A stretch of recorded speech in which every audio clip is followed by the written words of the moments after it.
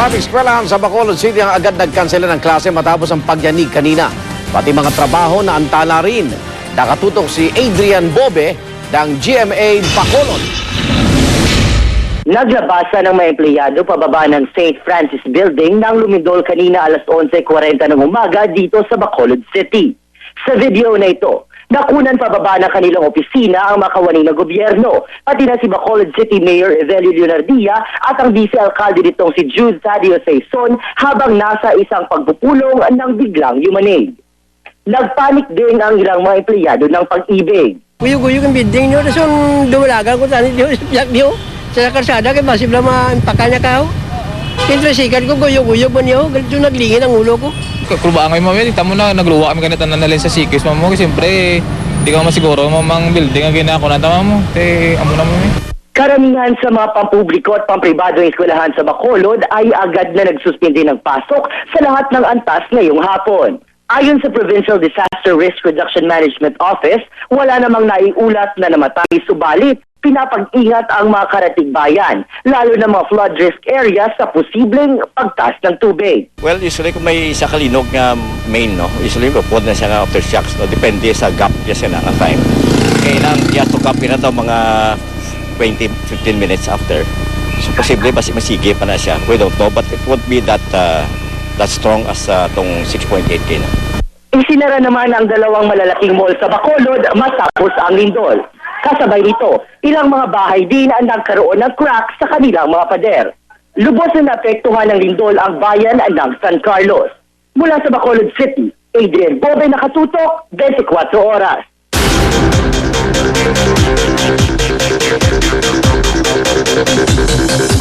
Nagpanik nga ang ilang residente sa lungsod ng Cebu nang kumalat ang maling balitang may tsunami umanong tatama kasunod ng lindol. Kuwang-kuha ni Youth Scooper James Solomon ang takbuhan ng mga tao sa Orgelio Street. Itinaas ang PHIVOLCS ang Tsunami Alert Level Warning number 2 pero agad din namang itong ibinawi. Nilinaw din ng PHIVOLCS na walang naganap na tsunami. Sa IT Park naman sa Cebu kung nasaan ang maraming call center company, naglabasan ng mga empleyado dahil sa lindol. Ayon kay Youth Scooper Mark Paulo Diala, halos 1 oras silang nanatili sa labas. Pwede rin po kayo magpadala ng mga video o litrato ng mahalagang balita. Mag-log on sa www.uscoop.tv. Para naman magpadala ng text o MMS, i-text ang scoop space message space ang inyong pangalan at address at ipadala sa 4627.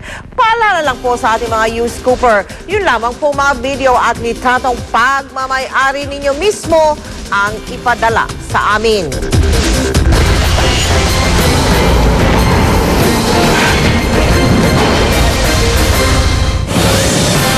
Sa ika-12 araw ng impeachment trial laban kay Chief Justice Renato Corona, muling umarap si BIR Commissioner Kim Henares. Anya, may sariling investigasyon na rin daw ang BIR tungkol sa posibleng hindi pagbabayad umano ng tamang buwis ng punong maestrado. Mula sa Senado, nakatutok live si Ruth Cabal. Mel, maliban nga sa paglilitis ngayon ng impeachment court, iniimbestigahan na rin daw ng BIR si Chief Justice Renato Corona. Ayon kay BIR Commissioner Kim Henares, lumalabas daw na tila may discrepancies o hindi tugmang impormasyon sa SALN o Statement of Assets, Liabilities and Net Worth ni Corona.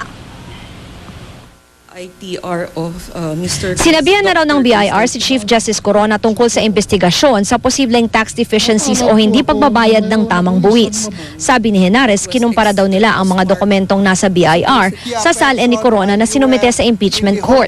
Kabilang sa mga tinitignan ng BIR, ang di umano hindi pagdedeklara ng ilang ari-arian at mababang pagdeklara ng halaga ng mga dineklarang ari-arian. Kaya bumaba din di umano ang net worth ng Chief Justice. For year 2007, it should have a net worth of 24,775,735, whereas it only show a net worth of 11 million.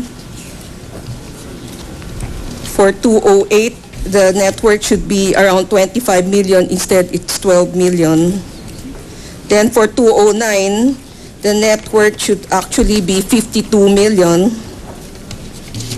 Because of the property in Bellagio 1, and instead the reported net worth is only 14.5.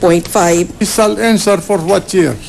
From 2002 up to 2010 when he was already a member of the High Court, Renato Corona. Because he's being blamed for he's being faulted for allegedly not filing his salary. So- It now appears that So the Chief 2000 Justice filed for those Yes. years.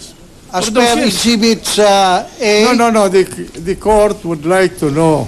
yes, Your Honor, tainted by violations as to accuracy, truthfulness, and is your- timeliness. That is your opinion.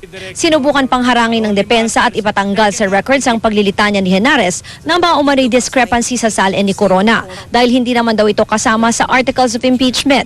Pero hinayaan ng korteng maging bahagi ito ng testimonya ni Henares. Bagamat nilinaw rin ni Presiding Officer Enrile, inasyal pa lang naman daw ang investigasyon ng BIR. which may smacks of persecution to the eyes of the public. No, sir. I think Nothing wrong with it. No, sir. The public expect us to do it. But what I'm questioning is the propriety of that investigation being conducted now while this impeachment proceedings is going on, covering the same subject matter. You did not find that? I'm sorry. Sir, the alternative is to be told that we are sleeping on our job.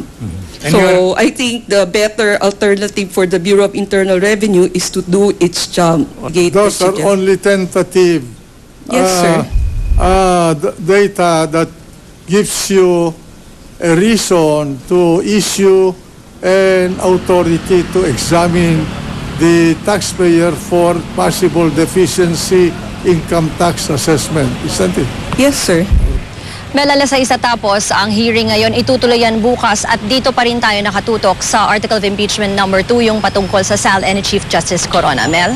Maraming salamat sa iyo, Ruth Cabal.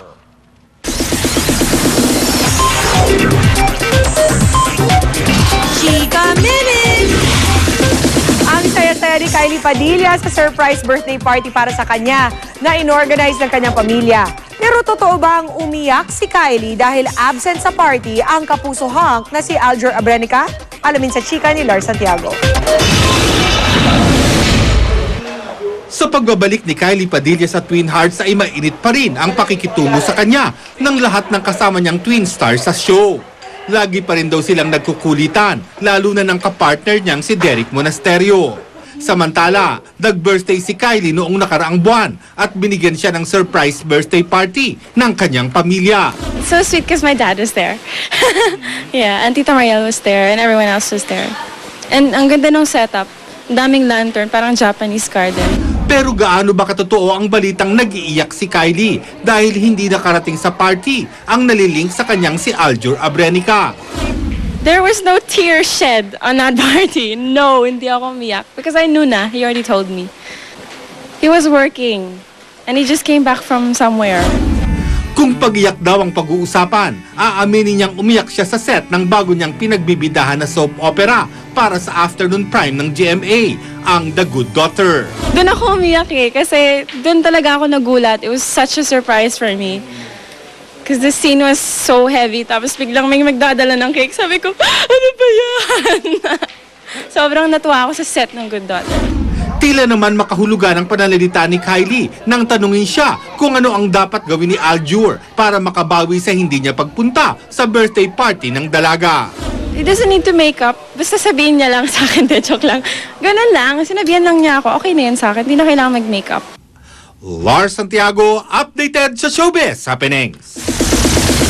Abangan sa Chika Minute, Grace Lee natanong, mahirap bang mag-demand sa isang manliligaw kagaya ni Pangulong Aquino? Tutukan niyo yan. Susunod, kampal sa Bulacan, parehong may bingot.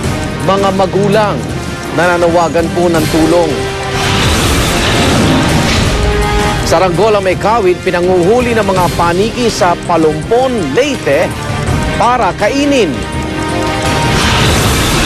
At tumataginting na mahigit 200 milyong piso, jackpot sa Grand Lotto. Tutukan datang yan dito sa 24 Oras.